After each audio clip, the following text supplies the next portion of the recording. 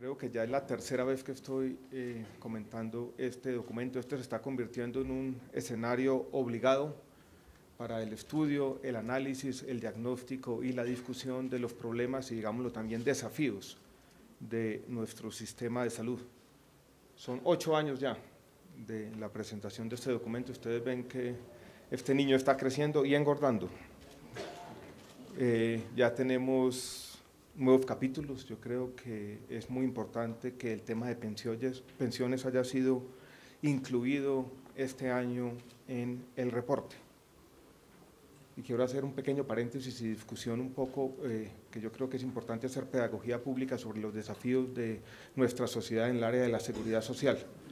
La seguridad social, que es el núcleo del Estado moderno, casi sobra decirlo. Si nosotros hacemos una comparación entre los sistemas de pensiones y de salud que tuvieron el mismo origen normativo, la Ley 100 del año 1993, yo creo que vamos a encontrar una gran diferencia. En salud tenemos una cobertura casi universal, yo diría técnicamente universal. En pensiones la cobertura en el mejor de los casos está por los lados del 30%. Y si miramos un asunto importante que es el contenido de equidad, en salud por lo menos, teóricamente podrán decir algunos, pero por lo menos hemos igualado los planes de beneficios y tenemos un sistema de financiamiento que es claramente equitativo. En el lado pensional, de otro lado, yo creo que cabe la pena decirlo, todos los análisis dicen exactamente lo mismo. El sistema pensional colombiano puede resumirse diciendo hay mucho para muy pocos, es claramente inequitativo. Sin embargo, cuando se examinan las prioridades de cambio social y las reformas en las que debemos concentrar nuestros esfuerzos, paradójicamente, creo yo, se menciona más el tema de salud que de pensiones. Yo creo que vale la pena señalar que ahí tenemos en el tema pensional un gran desafío, no solamente como gobierno, no solamente como Estado, sino también como sociedad. Yo voy a ser esquemático en mis comentarios. Cualquier análisis necesita recaer en dos aspectos que van a ser difíciles. Uno son los hechos y otro, dijéramos, más importante que está mezclado en el documento son las interpretaciones y las implicaciones de lo que estamos viendo aquí. Y yo voy a hacer comentarios sobre las dos cosas. Unos comentarios van a ser meramente fácticos, tal vez haciendo algunas aclaraciones, pero también quiero ir un poco más allá y tratar de especular un poco sobre qué significan los hechos y los datos que estamos viendo aquí, ¿y qué significan esas dos dimensiones que ya mencioné? Para entender los problemas de nuestro sistema de salud, que son muchos, para entender los desafíos, pero si se quiere también para poder hacer un análisis objetivo de los logros. Voy a dividir mis comentarios en 5 partes. La primera es simplemente cuantitativa, mirando las tendencias. La segunda es más cualitativa y quiere hacer énfasis en la composición de las tutelas en el caso de salud. La tercera va a mirar un tema que no está en el análisis, es el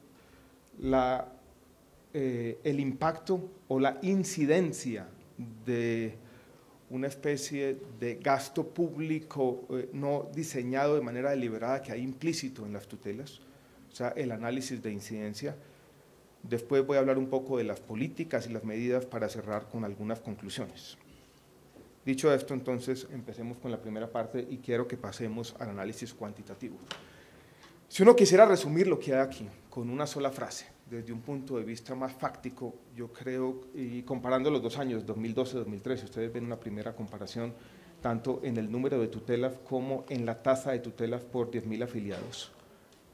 Y podríamos tener un tercer número que mira el porcentaje de las tutelas en salud, dentro de las tutelas totales que se presentan en el país, porcentaje de tutelas en salud como tutelas totales. Las 3 cosas, 2012, 2013, uno podría decir claramente, y esa es la conclusión fáctica principal, no cambiaron, son más o menos las mismas. Miren el porcentaje 25.4, 25.5, 114, 115.000, y si pasamos, dijéramos, a la gráfica siguiente, podemos ver que este número se ha mantenido, tutelas por 10.000 afiliados, más o menos constante. Podemos pasar a la siguiente. Y miren que la gráfica azul aquí, que muestra el porcentaje de tutelas en salud como tutelas totales, se ha mantenido también constante. Si uno asume una perspectiva más de mediano plazo, ya no de corto plazo, donde yo creo que la conclusión principal es que no hay grandes cambios. Miren que en la composición de tutelas en salud, con la composición de las tutelas totales, el porcentaje de las tutelas en salud sí ha cambiado, y ha cambiado dramáticamente desde el año 2008. En el año 2008 las tutelas en salud eran las tutelas más frecuentes. Ese ya no es el caso, y mire que los derechos de petición han comenzado a crecer. Esos son los hechos. ¿Cómo interpretarlos? Hay un dato que se menciona en la conclusión del estudio, en el segundo punto, y que se ha mencionado en la presentación, y que se mencionó en el video, donde se dice, y lo leo literalmente: cada 4 minutos se interpone una acción de tutela en Colombia que invoca el derecho a la salud. Eso, puesto de esa manera, suena dramático, pero yo quiero que reflexionemos un poco a la hora de interpretar estos datos sobre cuál es el denominador correcto que debemos escoger a la hora de hacer que estos datos nos permitan hacer un juicio más o menos objetivo sobre lo que está ocurriendo en el sistema de salud. Uno podría decir igualmente que cada 7 segundos se presta un servicio de salud en Colombia. Yo creo que ese dato puesto de esa manera, diciendo cada 4 minutos se presenta una tutela, no nos dice mucho. Creo que las comparaciones que tenemos que hacer son con el número de servicios de salud que hay en el país, donde si uno hace la comparación se da cuenta que solamente para algo así como 0,1% de los servicios se necesitaría una tutela. O los datos que tenemos en las encuestas que le preguntan a la gente: usted tuvo que interponer alguna acción judicial para acceder a algún tipo de servicios de salud, y el porcentaje es entre el 2 y 3%. Entonces aquí, dijéramos, uno puede tener los datos en números absolutos. La interpretación requiere encontrar ese denominador correcto. Y a mí me parece, y lo digo, dijéramos, con sinceridad y con respeto, que escoger el tiempo como denominador no nos dice mucho. Puede ser una buena cifra amarillista para un titular de periódico, pero yo creo que no nos da el contexto adecuado para entender qué tan asiduas son las tutelas y, por lo tanto, qué tanto podemos utilizarlas para evaluar los problemas de nuestro sistema de salud. Que nos lleva a lo siguiente: no se dijo mucho, dijéramos, en la presentación, pero se dice en varias partes del artículo. Y es, pasemos a la siguiente, no, a la anterior. Volvamos a la anterior. Entonces podrían decir una gráfica como esta, y yo creo que uno podría entonces intentar una conclusión. Como no pasa mucho, como las tutelas se mantienen más o menos constantes, y el gobierno ha venido tomando, dijéramos, una serie de medidas que incluyen, entre otras cosas, la ampliación del plan obligatorio de salud y otras, alguien podría decir: eso no sirvió para nada. La tutela es una métrica de insatisfacción o de problemas del sistema de salud. Las tutelas no están disminuyendo, se mantienen constantes en número absoluto y en la tasa por 10.000 habitantes y en el porcentaje de las tutelas totales. Ergo, podría decir alguien, y yo creo que lo insinúa, incluso lo dice explícitamente el artículo en varias partes: las medidas han sido irrelevantes o inefectivas. Yo también quiero señalar, y quiero señalar con respeto, pero con vehemencia, que esa conclusión es falsa. Esa conclusión es falsa porque la evaluación de impacto de políticas públicas es compleja y requiere necesariamente la construcción de un contrafactual que no tenemos aquí. O sea, uno podría imaginarse qué hubiera pasado si el gobierno no hubiera tomado todas esas medidas, y de pronto la realidad sería muy distinta. Recuerden que al mismo tiempo que se están tomando las medidas, están pasando muchas cosas y es difícil aislar el impacto de las medidas. Lo dice el reporte, dijéramos en varias oportunidades. El año 2013 fue un año atípico, entre otras cosas, porque fue el año que más EPS se liquidaron, y de pronto el superintendente de salud va a tener unos comentarios al respecto. Como están ocurriendo muchas cosas al mismo tiempo, y hay cambios socioeconómicos, hay cambios institucionales, y se está transformando el sistema de salud, al mismo tiempo aparecen las medidas. Algunas cosas suman, otras restan. Entonces, utilizar esta gráfica, esta aparente constancia, este no pasó nada para decir las medidas han sido irrelevantes, yo creo que es un juicio ligero. Y de alguna manera soslaya también, yo creo que otro aspecto importante, y es que las medidas, por ejemplo, las medidas de ampliación y redefinición del POS, fueron medidas que se tomaron a finales del año pasado y por lo tanto todavía no han afectado estas cifras, que son del año 2013. Entonces, los hechos son fáciles de describir, las conclusiones o las implicaciones o las interpretaciones son un poco más complejas, y entonces yo quiero llamar la atención, dijéramos, sobre esos 2 puntos. El primero, tener cautela a la hora de mostrar esta continuidad en las cifras como irrelevancia de las políticas públicas. Y segundo, que pongamos cuidado en los denominadores, porque a veces los denominadores nos permiten presentar unas cifras a la opinión como cifras escandalosas, pero de pronto un denominador distinto nos llevaría a sacar conclusiones, si se quiere, opuestas, sin desconocer, eso sí, que detrás de las tutelas hay problemas preocupantes de nuestro sistema de salud y que esta información es información relevante que nos tenemos que tomar en serio. Aquí hay un reflejo de problemas, hay un reflejo de 115.000 ciudadanos insatisfechos que están viendo vulnerado su sistema de salud. Pero tenemos, como siempre, que balancear una cosa con la otra y hacer juicios objetivos. Mi segundo punto es más cualitativo y nos lleva a un aspecto interesante, y es que detrás de esta aparente continuidad, los números no cambian mucho, 114, 115.000, 25% se mantiene constante, si hay cambios, y hay cambios al interior de ese universo de tutelas, la composición está cambiando, que es lo interesante. Cuando uno mira desde arriba, la vista más panorámica podría llevarlo a decir no está cambiando mucho, pero la composición está cambiando, y yo creo que esos cambios son importantes porque nos señalan a todos los desafíos futuros de nuestro sistema de salud. Por ejemplo, quisiera llamarles la atención sobre este punto, tratando de mirar cómo están cambiando las cosas en el margen. ¿Saben cuál es la categoría que más crece de todas las categorías? La categoría que se describe como prestaciones asociadas, que son, entre otras cosas, ayuda humanitaria y las tutelas que se presentan por desconexión de servicios públicos que afectan la salud de la gente. Esas prestaciones asociadas, que no son muy grandes en absoluto, están creciendo a una tasa del 58%. Los procedimientos son los que más están creciendo después de las prestaciones asociadas, a una tasa del 37%, y si uno escudriña qué hay detrás de esos procedimientos, se encuentra que ya hay muchos procedimientos dentales. Los temas de servicios sociales complementarios, entre los que se encuentra el transporte, como lo decíamos el año pasado, son un desafío nuevo del sistema de salud. Si ustedes hacen una comparación entre dónde estaban las tutelas en el año 2008 y dónde están ahora, van a encontrar cambios importantes. Van a encontrar que ya los medicamentos esenciales y los procedimientos básicos han disminuido y que son, dijéramos, estos nuevos desafíos del sistema de salud. Servicios sociales complementarios, donde los temas de transporte son cada vez más importantes. Los temas de dispositivos e insumos, donde sillas de ruedas, pañitos húmedos y demás comienzan a ser importantes, y algunas de las prestaciones asociadas ganan importancia o peso específico en el total. Eso nos lleva a concluir que detrás de esta aparente continuidad hay cambios y nuestro sistema de salud se está transformando y aparecen nuevos desafíos. A nosotros en el Ministerio, por ejemplo, nos parece que el tema de los servicios sociales complementarios es uno de esos nuevos desafíos, no solamente en Colombia, en el mundo. Dijéramos, la presión demográfica sobre, por ejemplo, el tema de cuidadores tiene hoy preocupados a todos los administradores de los sistemas de salud en el mundo. Y yo creo que estos datos se están reflejando, dijéramos, esos nuevos desafíos y seguramente vamos a tener que diseñar nuevos instrumentos de política pública para atender esos desafíos. Paso en el tema de la composición a uno de los análisis, dijéramos, más interesantes y a una de esas cifras que se está volviendo una especie de constante universal. Y es la cifra interesante de que el 70% de las tutelas refieren a negaciones de servicios o medicamentos POS. Eso ha aparecido desde los primeros estudios de la Defensoría y la conclusión nuevamente es que ese porcentaje es 69, algo, creo que 69,28% si mal no recuerdo.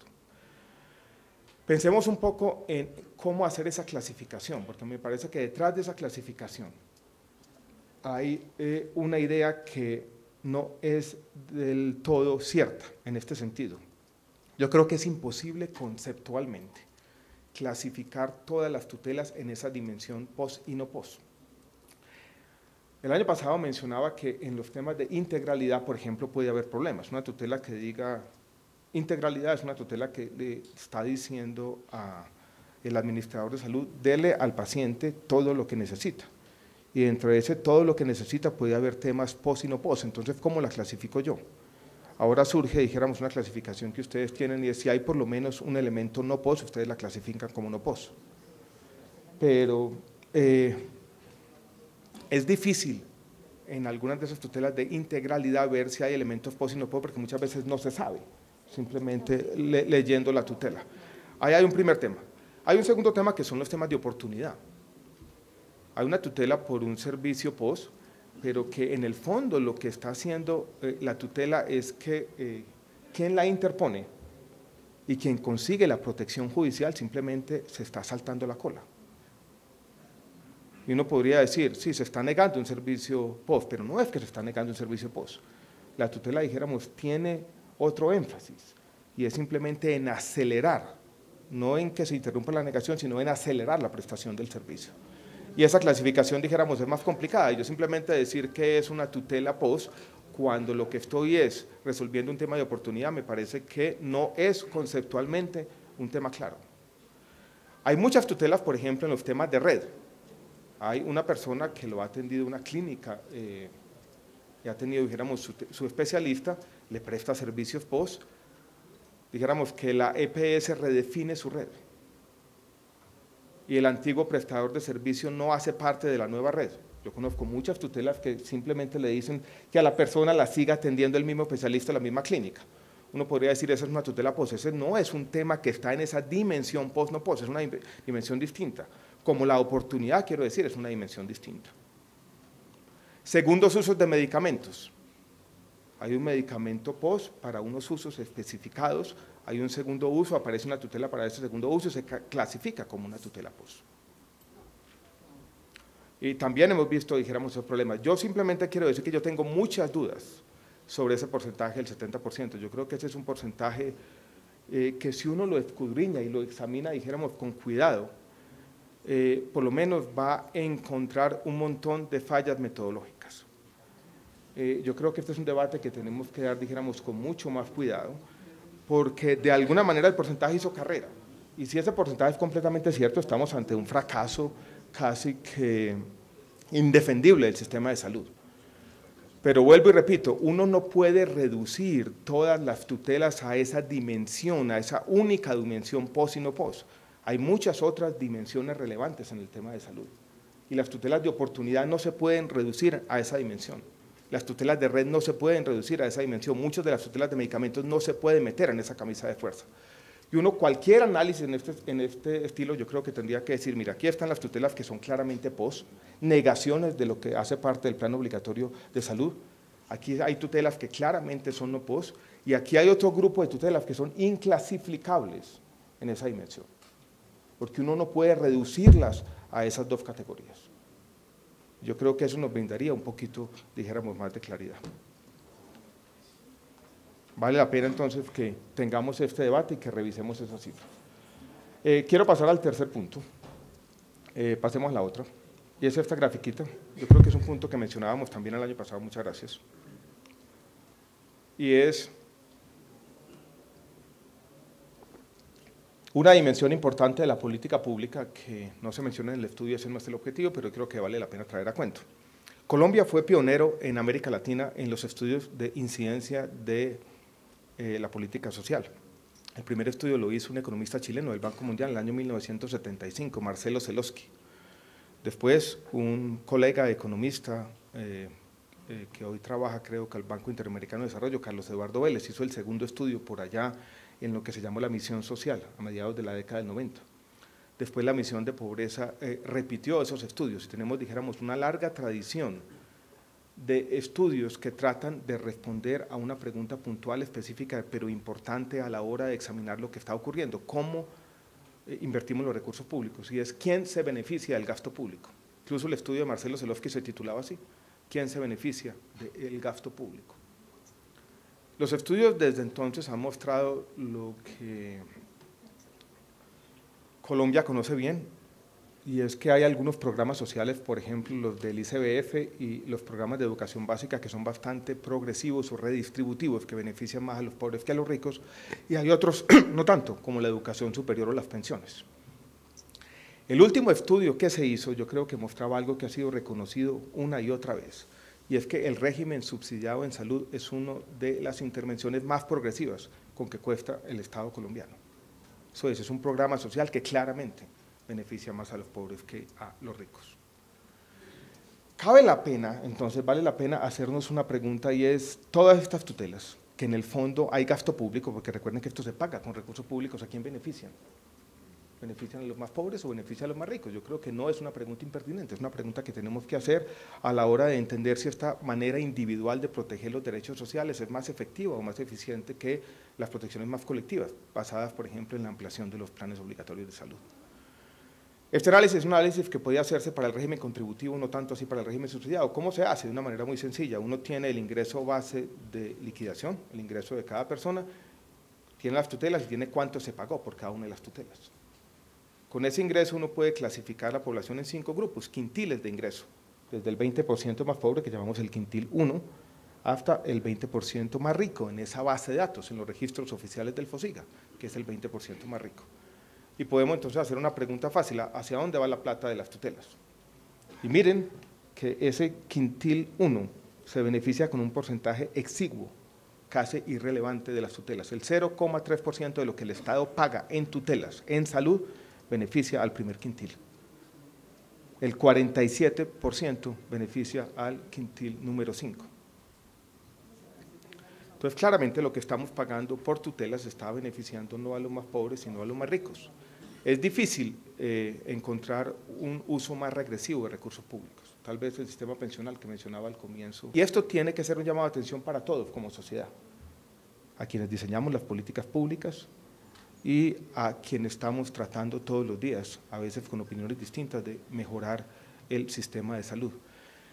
Este no es un caso único para Colombia, el mismo resultado se ha encontrado en otros países y yo creo que nos refleja una tensión que existe entre lo que se llama la protección colectiva de los derechos, basada en la ampliación del POS, y la protección individual. Y quiero mencionar esto, porque a veces hay insinuaciones en la política pública, incluso encontramos algunas en el estudio, que nos dicen, mire, las ampliaciones del POS son irrelevantes, porque en todo caso teníamos el no POS para acceder a medicamentos. No son irrelevantes por lo menos de un punto de vista redistributivo, porque el no POS y las tutelas benefician a los ricos. El régimen subsidiado, cuando hay ampliaciones y los derechos se protegen colectivamente, benefician a todo el mundo. Entonces, por eso el desafío como sociedad es seguir avanzando progresivamente en la ampliación de los beneficios y seguir reduciendo, enfatizo, la necesidad, no las tutelas, sino la necesidad de las tutelas, si queremos tener un sistema de salud más progresivo, como es la aspiración para todos. Entonces yo creo que esta gráfica es una gráfica, dijéramos, relevante a la hora de entender lo que está sucediendo con el tema de las tutelas en Colombia. Viene el cuarto punto, y son las medidas. Dije hace un rato que es difícil, dijéramos, establecer una conexión causal certera entre las medidas que estamos tomando para evitar la necesidad de tutelas y lo que se ve aquí. Pero yo quiero, dijéramos, hacer una lista, un análisis rápido de cosas que estamos haciendo que yo creo que están obviando la necesidad de tutelas para los ciudadanos colombianos. La primera ya la dije, yo creo que es muy importante. Yo creo que tenemos que seguir ampliando el plan de beneficios. La última ampliación que se hizo no solo incluyendo muchos de esos medicamentos que eran los medicamentos más recobrados, muchos de ellos por tutela, otros por comité técnicos científicos, pero que también nos permitió tener una redefinición, por ejemplo, en el tema de las concentraciones de medicamentos para reducir, ojalá al máximo, las zonas grises, avanza en el sentido de evitar tutelas, en el sentido progresivo que acabo de mencionar. Los decretos que describimos el año pasado, de movilidad y portabilidad, yo creo que también nos evitan conflictos en el sistema de salud y también avanzan en el sentido correcto de evitar, ya lo dije, la necesidad de tutelas. El superintendente va a hablar ahora, dijéramos, de la nueva circular sobre el tema de copagos y cuotas moderadoras en enfermedades de alto costo. Yo creo que también ese es un paso en la dirección correcta para evitar estos problemas. El decreto que estamos estudiando de afiliación, que consolida el derecho fundamental a la salud y nos permite dar una respuesta más explícita a una pregunta que nos hacían frecuentemente, pregunta a la que no teníamos una respuesta clara, y es qué pasa con, por ejemplo, un desempleado que queda desprotegido. Eso va a avanzar, ese decreto de afiliación también recoge muchas de las jurisprudencias que resultaban en tutelas y yo creo que nos va a permitir, ojalá, en un tiempo prudencial, ir disminuyendo estos indicadores. Para la política de servicios sociales complementarios teníamos, dijéramos, en la ley estatutaria la pretensión de crear un fondo especial para estos servicios sociales complementarios. Eso Según el comunicado de prensa, la Corte no lo aceptó y necesitamos consolidar, dijéramos, una política en ese sentido. El nuevo decreto que permite que los muchachos o jóvenes de 18 y 25 años sean beneficiarios de sus padres, así estén o no estudiando, yo creo que también avanza en ese sentido y recoge parte de esa jurisprudencia. Entonces yo creo que tenemos, señor defensor, una serie de políticas que ojalá van a redundar en un acceso más expedito, oportuno y de calidad para la gran mayoría de la población colombiana. Porque vuelvo y repito, es importante evitar la necesidad de la tutela porque, entre otras cosas, nos está creando problemas de regresividad en nuestro sistema de salud. Termino diciendo, yo creo que este estudio nos permite dar estas discusiones. Yo creo que este es un estudio indispensable y irreemplazable para examinar, ya lo dije, los problemas y los desafíos de nuestro sistema de salud. Quise plantear algunas dudas porque claramente la interpretación de estos datos no es fácil, es compleja, requiere estudio, requiere ponderación, análisis y capacidad de discernimiento. Por eso quise manifestar mis dudas sobre algunos de los porcentajes, estamos simplemente abiertos al debate. Así es como tienen que darse las discusiones, así es como se construyen las buenas políticas públicas. Y quiero reiterar el punto que nuestro objetivo con las medidas es que la necesidad de las tutelas se reduzca, que la regresividad de nuestro sistema de salud también se reduzca al mínimo y que vamos entre todos tratando de eliminar esas zonas grises que tanto daño le hicieron al sistema de salud. Muchas gracias a todos por la atención.